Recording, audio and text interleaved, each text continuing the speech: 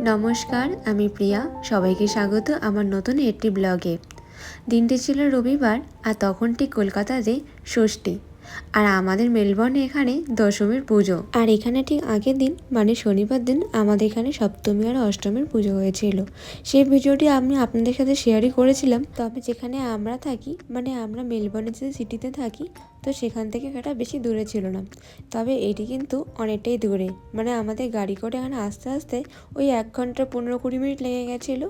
আমরা এসে দেখছি যে বরণ শুরু হয়ে গেছে ঠাকুরকে।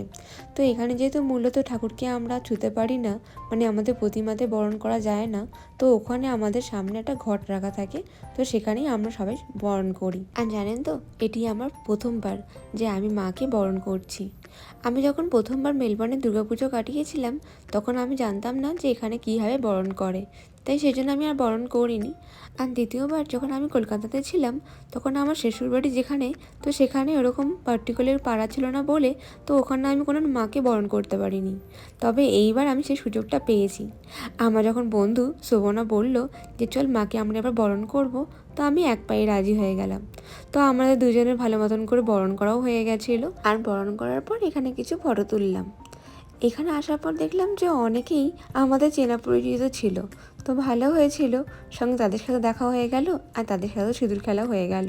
আর যেসব বাঙালিরা প্রবাসে আছে, তাদের কাছে কিন্তু এই দুর্গাপুজোটা খুবই একটা আবেগপ্রবণ উৎসব। তাই কিন্তু একমাত্র আমরাই বুঝি এই উৎসবের কতটা গুরুত্ব আমাদের কাছে।